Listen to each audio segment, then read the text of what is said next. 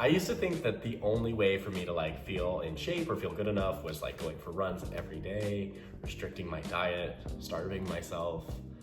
None of these things were good or like helpful at all. Honestly, at the end of the day, all the pushing harder and harder, it ended up breaking me. A lot of this pressure came from myself. I think I'm the biggest culprit here, but then also it didn't help that I was breaking into my career as a professional dancer, and being gay is such a big part of the problem, I think. And by problem, I mean the standards in the gay community are just so high that it's like, how could we ever achieve what is out there?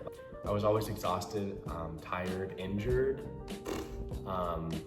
needing naps, needing all of these things. I didn't look healthy either. And I just know I'm not the only one who has struggled with this before. I think for a lot of us, we look around and depending on what your build is, or depending on what you're looking for, you could always be bigger, you could always be skinnier, you could always be more shredded, you could always have a bigger butt. Like there's all these things that I think are very dangerous to like dive into. And I think those standards, they really just kind of led me to some pretty extreme actions. Like I was running constantly, starving myself. There were a couple of bulimic episodes that I'm not proud of at all. And at the end of the day, with all of the running and all of the starving and all of the all of the things I was doing, I just ended up feeling exhausted and getting injured.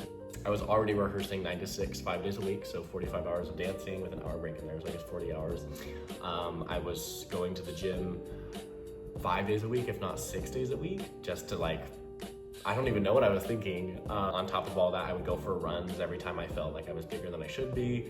And to be quite honest, I don't think there was one person on the earth that would agree that I was too big back then. I'll show you pictures. And I know I'm not the only one because I've talked with so many gay men this year, and I know that a lot of us struggle with a lot of these same issues. I guess if you've gotten this far, you're probably wondering who I am. My name is Troy. I'm an online fitness coach and a professional dancer, and I've been helping gay men defeat body dysmorphia and reach the body of their dreams since earlier this year. The breaking point for me was I came down from a jump wrong and I tore my ACL and both meniscus. It was just like the trifecta of anything I could have done to my knee, I did.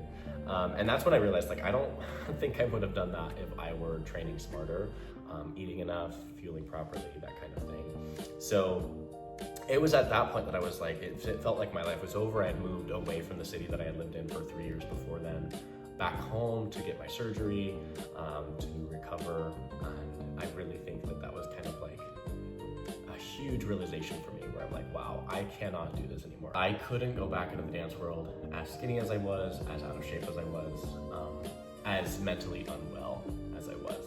So when I decided that I wanted to go from, I was sitting at like, at my skinniest, I'd be like 165, 160, which is not good for a 6'2" man. And I was just like a skeleton, and I didn't want to look like that anymore.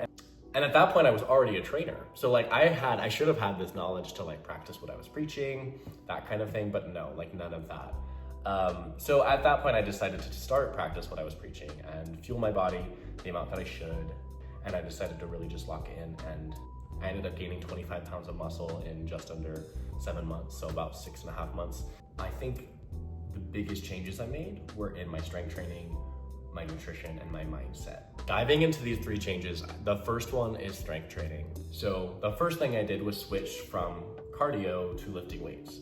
Lifting weights has so many numerous benefits to your health, not beyond just bigger muscles and losing fat. The other thing was going in with a plan and progressive overload based on data rather than how you feel in the gym. Training smarter and not harder was a huge game changer, and as cheesy as that sounds, I will never go back. Number 2, nutrition. This one is 80% of the difference you're gonna see in your gym journey, because without proper fueling, you're not gonna see the work you're putting in at the gym. This is something that I start with all my clients. I think the easiest way to kind of jump on that macro horse, the macronutrient tracking, is really just looking at your protein goals. Started focusing on consistency over perfection, right? So if I didn't complete a full workout because I didn't have time, because I had a client coming in, I realized that if I just went into the gym the next day and just kept with the plan, everything was gonna be okay. And then I started seeing my health as a long-term solution rather than like a quick fix for like oh my God, it's summer, or oh my God, I have a photo shoot coming up, or oh my God, there's a show coming up. So with those 3 big changes I've made, I really saw the most change in myself than I ever have in my life. Not only have I seen the change in myself, I've seen the change in my clients, and there's been some pretty amazing testimonials from just these 3 changes. At the end of the day, I think the biggest message is that you don't need extremes, you just need that system. And if you want to learn the same formula that I use, drop a comment or reach out. My Instagram DMs are always open. I'm always happy to help. And yeah, I hope to hear from you soon.